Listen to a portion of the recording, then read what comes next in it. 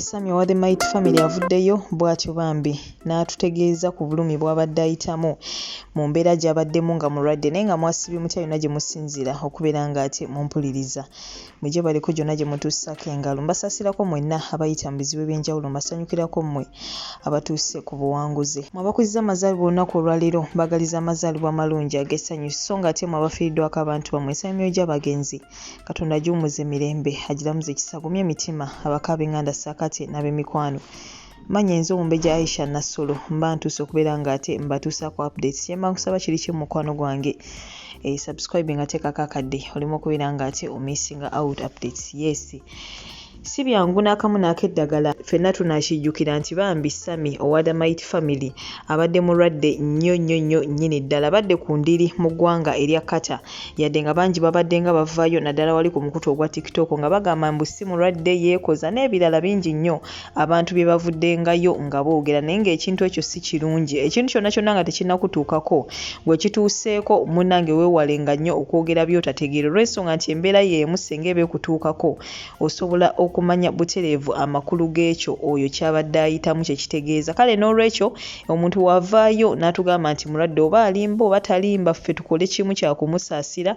Abasobola omukwatirako nga bamukwatirako, gwoba tosobola mukwatirako mu mbeera mwali, it's better n'obeera nga ate osirika.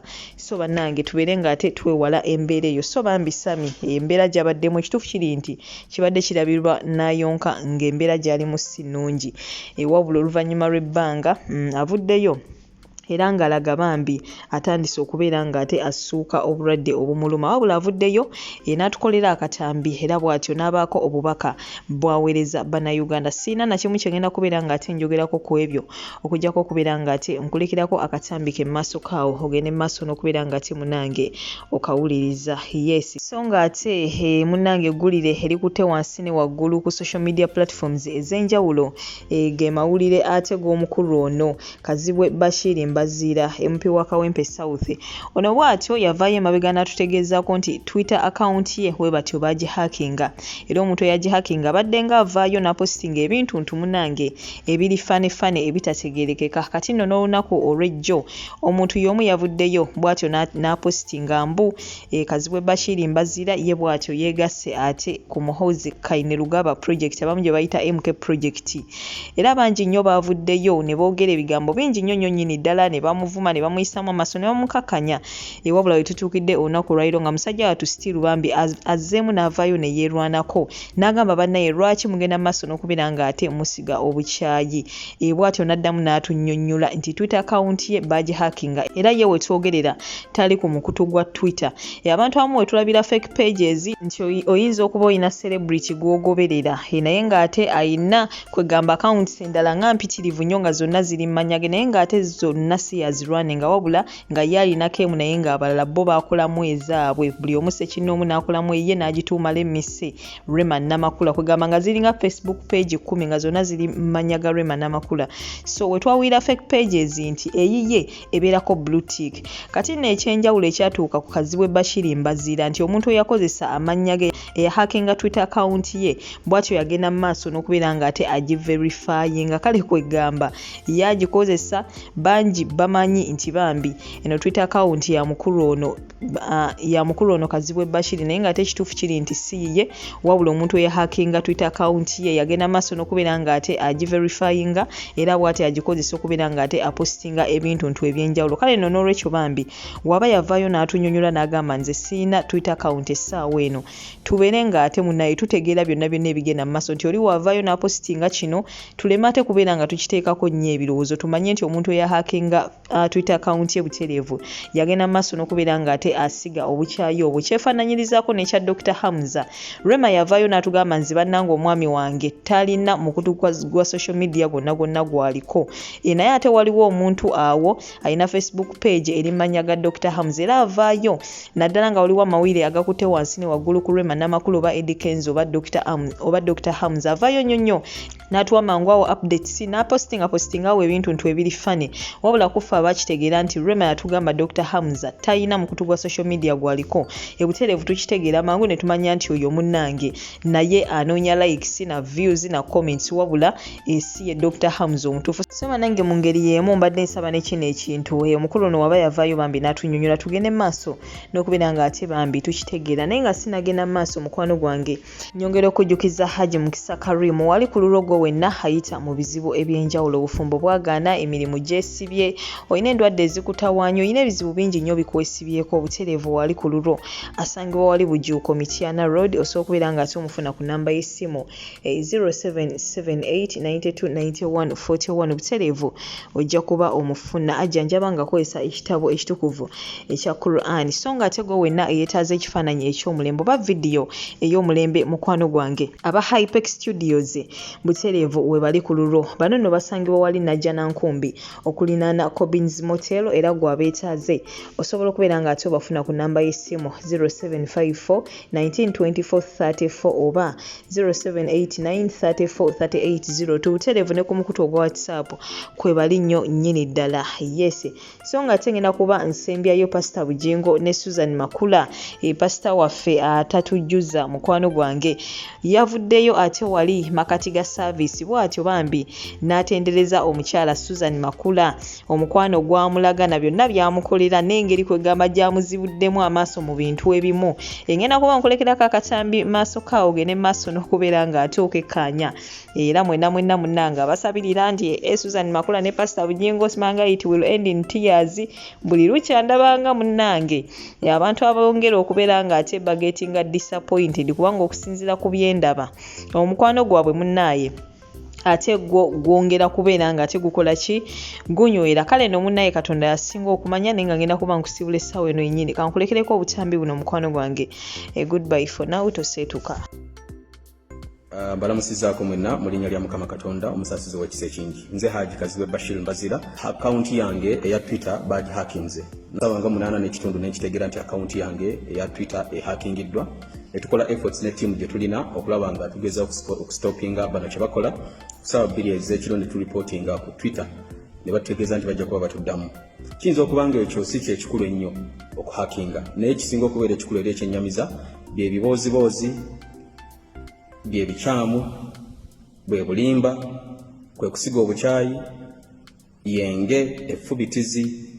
ebikyagenda maaso n'okulabika nti nno bisaasaanyizibwa abantu akabondo k'abantu ketonnaba kubanga tutegeera nga basinzira ku Twitter account Munnayuganda alaba nsaba byonna byolaba ku Twitter account eyo eri wansi w'amannya ga Kazibwe Bashir Mbazira oba Mbazira Kazibwe be disregarding temuli kituufu na kimu ku byonna era sinze avunaanyizibwa ku ebyo byateekeddwawo bwe twogerera maze okukwatagana ne ttiimu tugenda kubanga tutegeeza ekitongole ekivunaanyizibwa ku by'empuliziganya n'ebintu emirala gyonna okulaba nga tunoonyereza abayinza okuba nga bahakinze akawunti yange eno byonna ebisaasaanyizibwa ku mukutu guno gwa Twitter si byange sibimanyi mbiraba bulabi nga naye bw'obiraba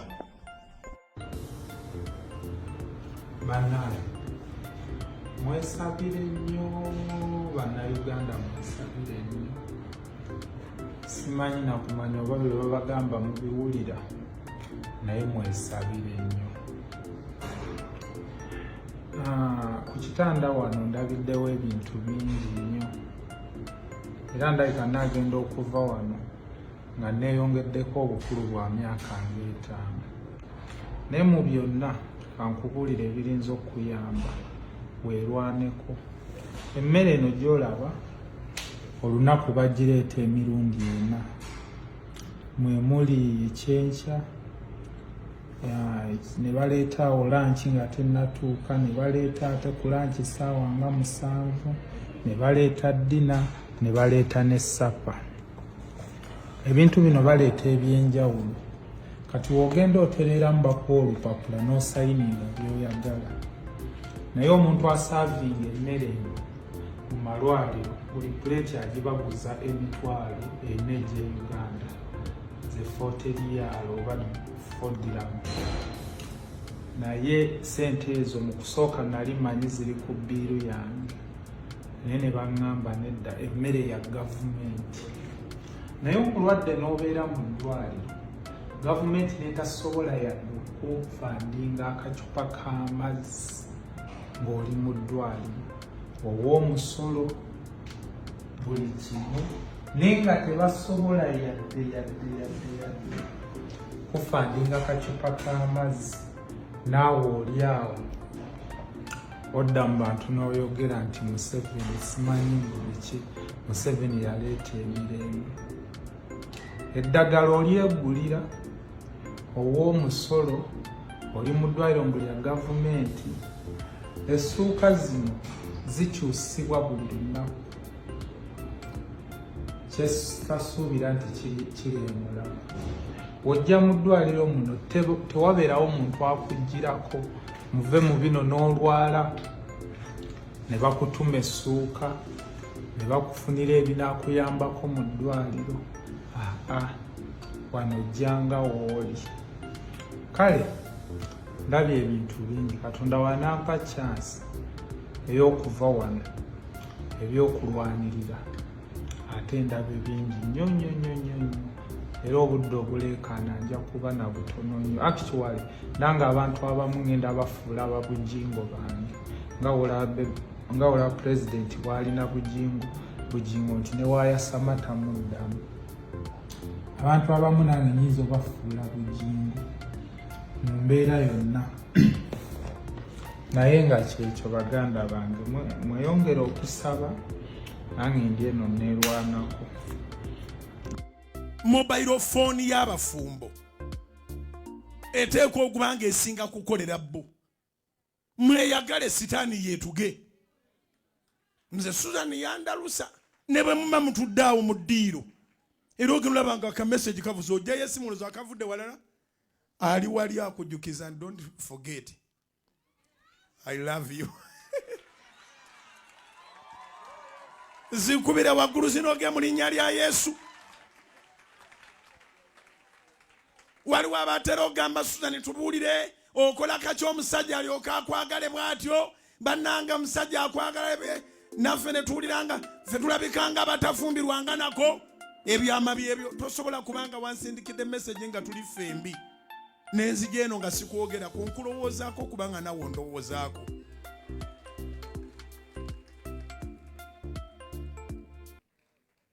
Bwakakeeredde ka message kike waweereza muntu wo yowa person kaliwa ke wamuweereza eno ku kituuti boogedde mazima bagete tewali genda okebeza abaana kubira Mukama engalo ez'amaanyi zikubira waggulu mu linnya lya Yesu. Tewali ngenda goba ku kituuti kyange abantu abatalina love. Show some love.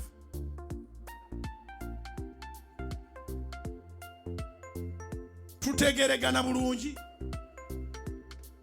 Amaka gayimirira ku Katonda kwagala kwesigangana. Wawe n'atawaanyizibwa amagini oba endwadde ez'enjawulo ekyeyo kikalubye oyagala kugenda ku kyeyo wabula nga viza egaanye ebintu byesibye oba obufumbo buyuga kankwanjulire Haji Mukisa Karimu omusomi w'edduwa agenda okusumulula byonna ebyesibye akuggyeko ebisiraani asangibwa Bujuuko Mityana Road era nga ajjanjaba ng'akozesa ekitabo ekitukuvu ekya Qur'ani.